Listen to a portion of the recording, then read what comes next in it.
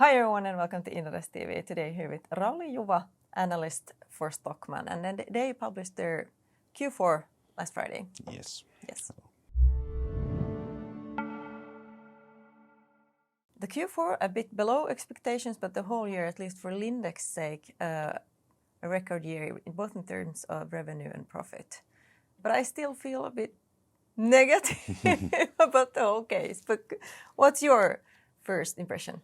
Yeah, Q4 as such, I would say quite close to expectations, nothing dramatic on Lindex side. Even the gross margin was actually just tad above last year, even though they had quite strong headwinds from the USD on the sourcing side. So in that sense, I think the Q4 was pretty okay, and the full year, like you said, was very strong for Lindex, as was the previous one, 2021, which was then partly supported actually by a positive dollar movement. But anyway, Lindex is doing fairly strong. But then there is the department stores, which is continue to be at loss and was only a few million positive on Q4, which is seasonally the best quarter for them. So that's clearly a struggle. Yeah. It's a source of grief, the whole Stockmann case, kind of the warehouse. What would be the solution forward? For the department stores? Yeah, that's hard to say. I guess the company has been trying to solve that for 10 years now, and they haven't been able to do it. Kind of the problem for them has been that the sales have been declining, and there is a certain fixed cost element, and they kind of have been shrinking the business all the time, and then they are not able to cut the fixed cost down faster than the top line, and that kind of keeps the profitability negative.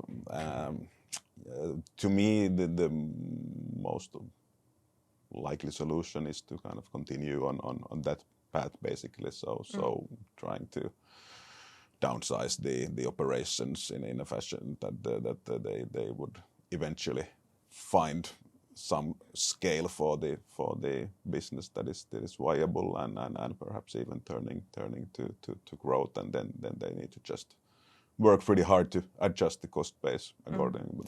That's a tough job, and we don't have that in the near kind of next few years in our estimates. Yeah. But can you actually save yourself? I mean, trim and slim and save yourself into success? I guess it depends what success means. You can probably save yourself into not losing money, but not make to make meaningful money. Probably not. Yeah. But Lindex is doing well, and the thing we were talking about was the US dollar that has been affecting the result negatively. But the realities we are facing now in terms of the Swedish crown as well. I mean, the Swedish crown is weak, and the customers are not that positive, and we have a running inflation as well. But still, I mean, I'm listing negative factors here, but still the outlook for 2023 wasn't that negative. Or what about the outlook? Yeah. On the dollar side, that situation is easing since the dollar has kind of come back a bit from the highs it hit last fall. So that should be kind of stabilizing for Lindex during this year. And in any case, the dollar impact to sourcing, it's the same for the whole industry. So of course it's tougher when the kind of cost increase when the dollar appreciates, but over time that will basically flow into the pricing both ways. So it's not a long-term or a competitive issue in that sense.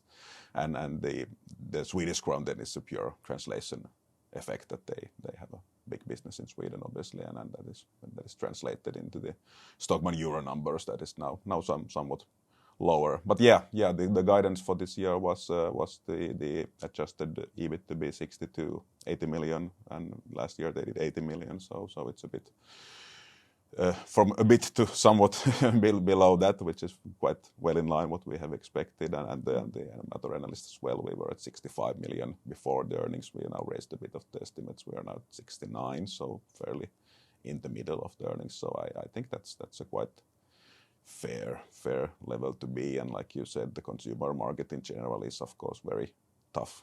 Has been now for I think it's for the winter, and will be at least for the first half as well. So compared to that, if we think that Lindex made 90 million record year last year, and sorry, we are now estimating 75 for this year, that's still a very good level in kind of considering the situation and considering their history. For instance, for the past 10-15 years they have been a part of the Stockmann. The average has been like 50 million or something, so it's still good. It's still good. Yeah. So the Lindex is kind of running the train, and Stockmann is trying to keep up. Yeah, that has been the story for quite a while now, and obviously now very clearly so when the real estate has been sold, that all the value in the companies in Lindex and then the department stores is more destroying the value and trying to kind of get out of that position.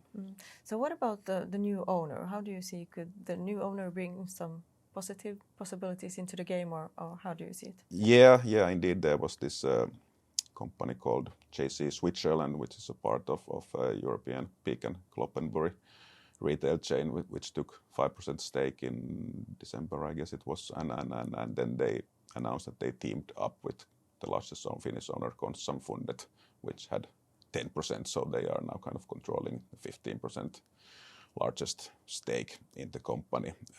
There is a clear positive thing to it, so that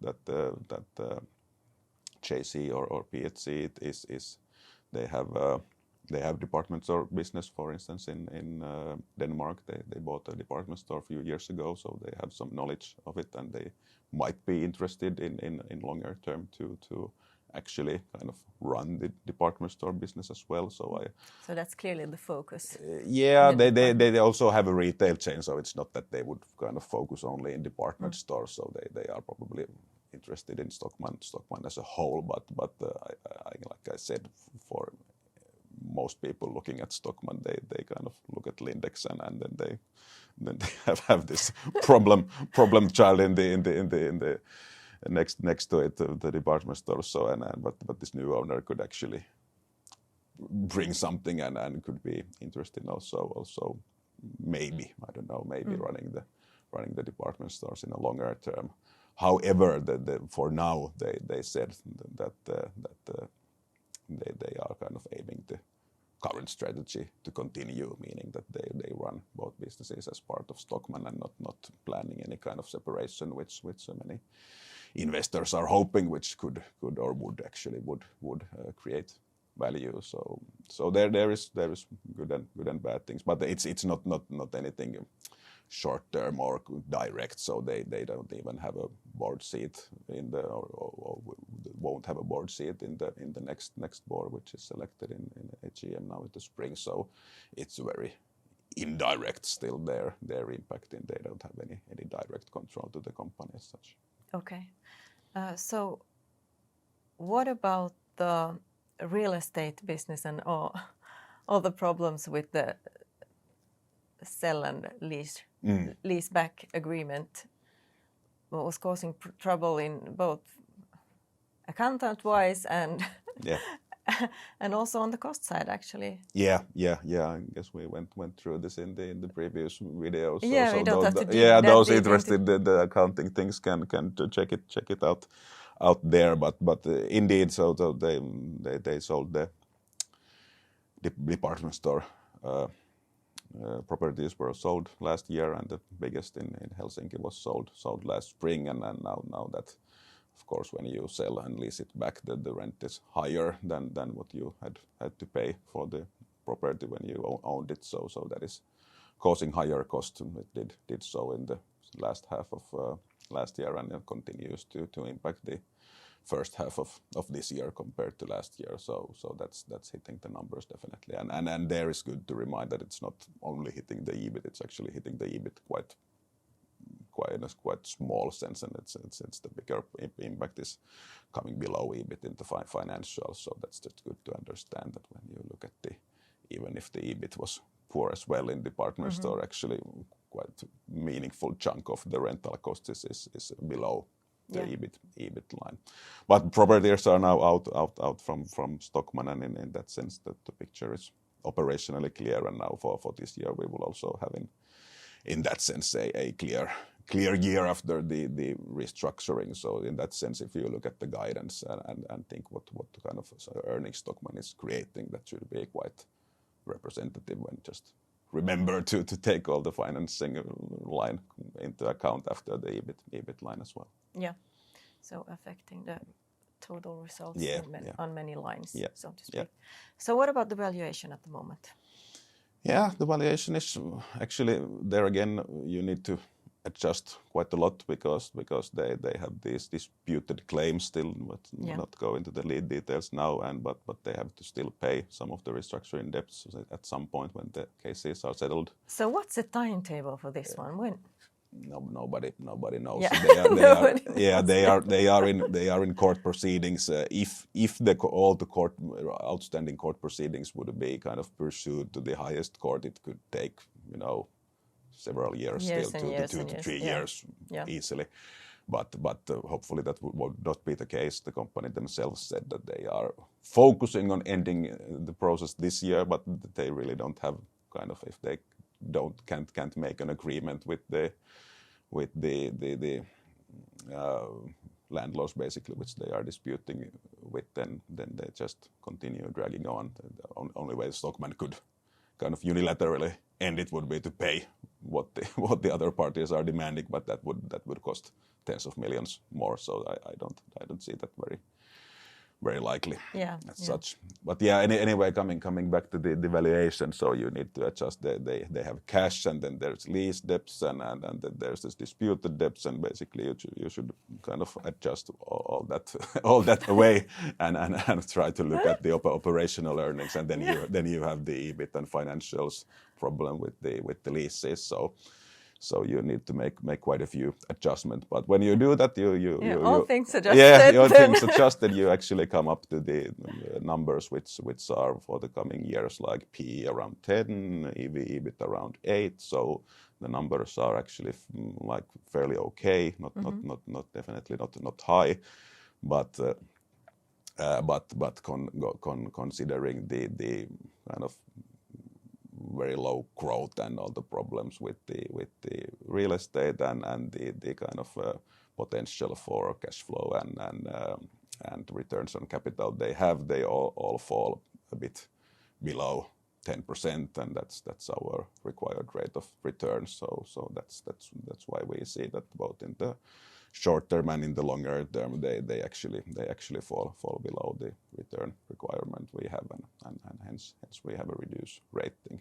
The clear upside potential is that if they would separate Lindex and Stockmann in a way that the shareholders would actually get the upside from Lindex, like kind of distributing the shares directly to the current shareholders or something like that, then there would be a huge upside, 3-4 euros, like we write in the report. So, but we don't just see that's not at all possible as long as they are restructuring, and we don't believe that's a viable and likely option even after that. So that's why we don't really kind of put our case or recommendations on that. Yes. So Lindex running the train, a lot of all things adjusted, some possibilities, but still not enough. Yeah, that's how I would summarize it. Yeah. Thank you so much for all these comments. Thank you. Thank you.